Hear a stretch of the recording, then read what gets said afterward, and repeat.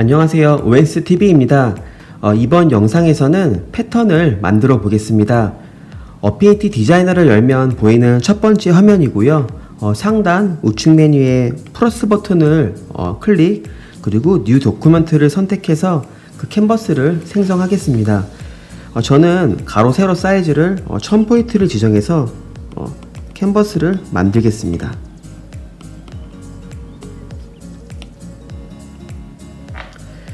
이 다음으로는 그 패턴으로 만들고자 하는 그 도형의 크기, 위치 조정을 쉽게 하기 위해서 상단 첫 번째 메뉴 도큐멘트 툴에서 이 스냅핑과 그리드를 사용하겠습니다. 스냅핑은 그냥 이렇게 선택을 해주신 다음에요. 이러면은 여러 옵션 창이 나오는데 우선은 그 첫 번째에 있는 Enable 스냅핑을 이렇게 선택해 주시면 됩니다. 그리고 도는 눌러주시면 되고요. 이렇게 스냅핑이 활성화되면은 좌측 도구틀 하단에 그 휴지통 위에 자석에 이렇게 동그라미로 마킹이 되게 됩니다. 이러면 스냅핑이 된 건데요. 잠깐 예시를 드리면은 지금 렉탱글 툴로 사각형을 그려봤는데 이런 식으로 그린 다음에 무브 툴로 위치를 하면은 이렇게 그 옆에 도형에 맞춰서 이렇게 가이드라인이 이렇게 나오게 됩니다. 이런 식으로 도형이나 이미지의 크기나 위치를 조절을 할 때 그 주변 환경에 맞춰 가이드라인이 나오는 것을 스냅핑이라고 하면 되고요. 이 그리드 기능은 좀 웬만한 문서나 그래픽 툴에 다 있는 건데요. 이 눈금을 만드는 것입니다. 그리드를 그냥 선택하시면은 현재는 아무것도 안 나오는데요. 그리드를 선택한 다음에 나오는 그 중앙 하단의 도구 틀에서 쇼 그리드를 선택해 주셔야지만 이런 식으로 그 눈금이 생성이 되게 됩니다. 그리고 눈뽕은 이 그리드 모드에서 여러 선택을 할 수가 있는데요. 이건 한 번씩 써보시면은 금방 파악할 수 있을 거라 생각이 되고요. 우선 저는 스탠다드로 선택을 한 다음에 이 스페이싱을 이제 100으로 늘려주겠습니다. 그러면은 이제 한 칸당 100포인트가 되는 것이고요. 그렇기 때문에 제가 맨 초에 캔버스를 1000포인트로 진행했기 때문에 이 눈금은 10개가 되게 됩니다. 그리고 이 옆에 있는 디비전은 이 생성된 눈금의 안에 또 눈금을 생성하는 건데요. 이런 식으로 지정해서 좀 더 디테일하게 그 위치를 조절할 수가 있습니다. 그리고 이제 실질적으로 작업을 진행해 보겠습니다. 우선 저는 도형 하나를 그려줄 건데요. 렉탱글 툴에서 이 다이아몬드로 체크되어 있는 이 마름모를 이렇게 그려주겠습니다. 우선 이렇게 대충 그려 놓을 건데요. 이거는 이제 다시 제가 정확한 이제 크기를 지정을 해줄 겁니다. 우측 도구 툴 하단 세 번째에 위치한 이 트랜스폼 스튜디오로 들어가시면요. 도형에 이제 여러 가지를 지정할 수 있는 이제 옵션이 나오는데요. 여기서 디멘션이 이 도형의 크기입니다. 저는 이 디멘션 가로를 200을 지정을 하고요. 그리고 높이는 한 120으로 설정을 하겠습니다. 그러면 이렇게 도형이 변경된 것을 보실 수가 있고요. 그리고 한 가지 추가 설명을 드리면은 이 디멘션 수치 가로 세로 중간에 자물쇠가 있는데요. 이 자물쇠를 선택하시면은 이렇게 동그라미로 마킹이 되고요. 이때는 제가 지금 지정한 200과 120 비율에 맞춰서 한쪽 수치를 조정을 하게 되면은 나머지 수치도 바뀌게 됩니다. 예를 들자면은 제가 300을 설정하면은 높이는 자연스럽게 180으로 바뀌게 되는 걸 보실 수가 있습니다. 다시 이제 200으로 원상복귀를 시키고요. 이제 그린 상태에서 제가 손가락 두 개를 대고 도형을 무브 툴을 바꿔야 되네요. 우선 무브 툴을 바꿔 주시고요. 손가락 두 개를 대고 도형을 이렇게 이동을 시키면은 디플리케이션이 돼 가지고 도형을 이동시킬 수가 있습니다. 이 다음으로는 제가 펜 툴을 활용해서 좀 도형을 그려줄게요.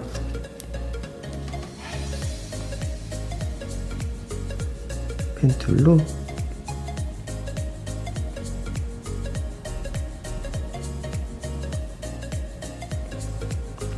이렇게 펜으로 그 면을 하나 그려줬고요. 컬러 스튜디오로 가서 좀 컬러를 지정을 좀 해주겠습니다. 저는 좀 옅은 그레이를 지정을 해놓을게요. 얘는. 그리고 저도 이 도형을 상단 그 에디트 툴에서 듀플리케이트로 복사를 하나 해줄 거고요. 이 다음으로 그 아까 들어갔었던 그 트랜스폼으로 들어가서요.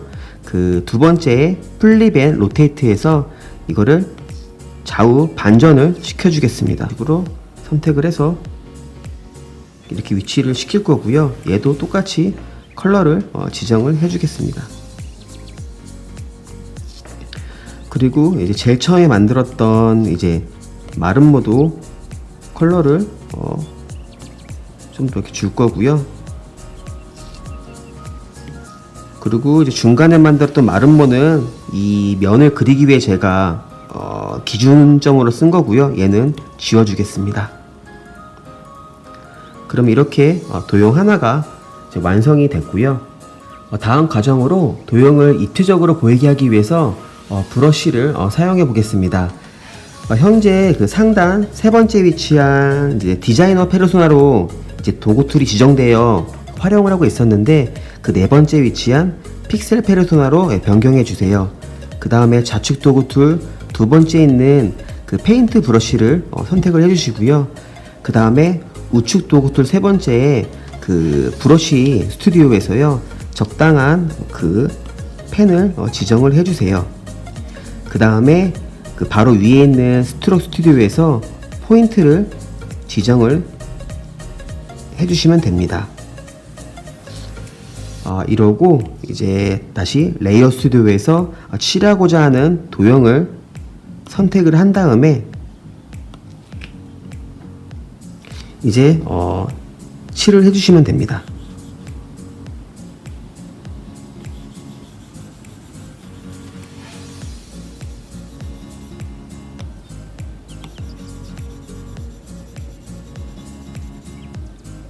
이렇게 칠을 해봤고요. 다음 과정으로 작업된 레이어를 이제 좀 그룹을 줘주겠습니다. 이렇게 선택을 한 다음에 이렇게 그룹을 이렇게 지어 주시고요. 그룹핑을 하신 다음에는 이제 트랜스폼 스튜디오에서 수치를 조금 바꿔주겠습니다. 얘를 선택을 한 다음에 트랜스폼으로 들어가시고요. 여기서 지금 디멘션 이제 가로가 200, 세로가 275.8로 지금 설정이 되어 있는데 이것도 높이를 200으로 맞춰주겠습니다. 예, 자물쇠가 잠겨져 있었네요. 아까와 동일한 비율로 가로도 바뀐 것을 보실 수가 있고요. 다시 뒤로 돌린 다음에 이 자물쇠를 해제해 주시고요. 다시 높이를 200으로 맞추겠습니다. 그러면은 가로 세로 200이 위치가 된 거고요. 이런 후 해당 도형을 그 상단 이제 좌측 모서리에 이런 식으로 위치를 고정시키겠습니다.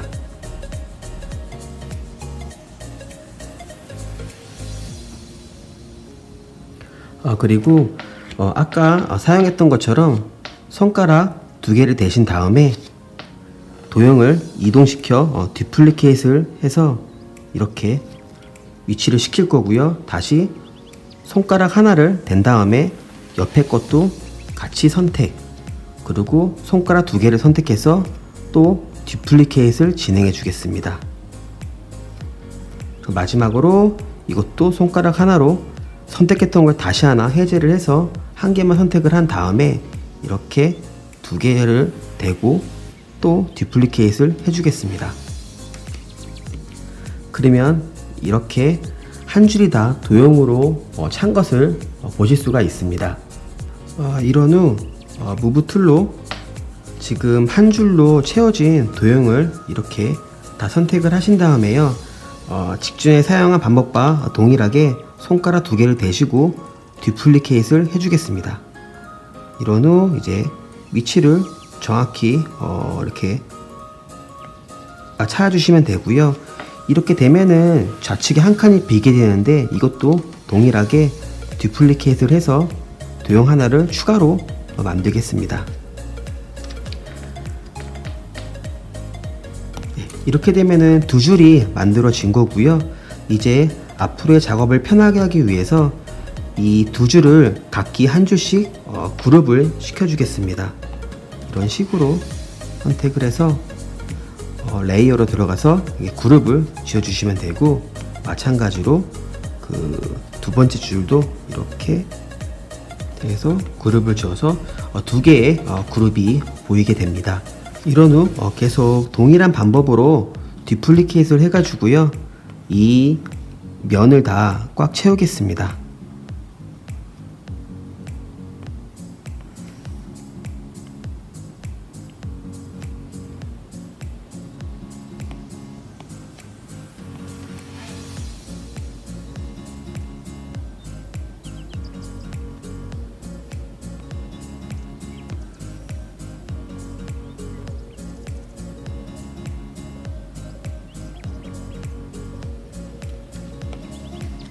네, 이렇게 패턴을 다 만들어 봤고요.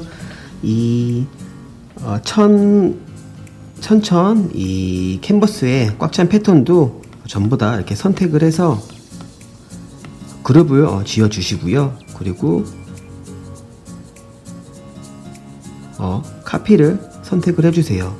그리고 이것은 좀 더 큰 캔버스에 동일한 방법으로 활용을 하실 수가 있습니다. 예를 들자면은 얘는 2000에 1000 포인트로 이렇게 선택을 해봤고요. 그리고 이렇게 붙여넣기로 한 다음에 이렇게 만들고,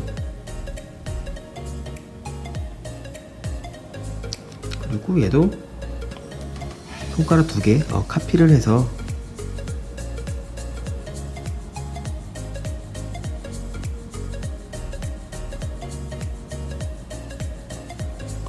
이런 식으로 작업을 할 수가 있습니다. 설명이 너무 지루하게 이어지는 것 같아서 제가 중간중간 설명을 안 드린 부분이 몇 개 있었습니다. 제가 보충 설명을 조금 드릴게요.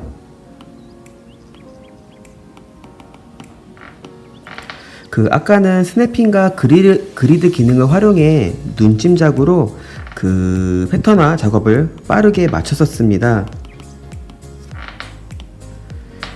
도형의 위치를 완벽하게 패턴하기 위해서는 수치를 각기 지정해서 작업하는 방법도 있습니다. 예를 들자면은 붙여넣기로 이렇게 만들었습니다. 그리고 아까랑 똑같이 이 3당 좌측에 이런 식으로 고정을 시킬게요. 그리고 우측에 트랜스포 스튜디오로 들어가시면은 현재 이 디멘션으로 이 도형의 가로 크기가 200, 세로 크기가 200입니다. 그 다음에 이 상태에서 상단 A2 메뉴에서 듀플리케이트를 선택해 주세요. 그러면은 이 도형 하나가 더 추가로 생성이 된 거고요. 여기서 포지션을 X를 200을 지정해 주겠습니다. 이 200은 도형 크기가 가로가 200이기 때문에 포지션을 200만큼 옆으로 이동을 시키는 겁니다.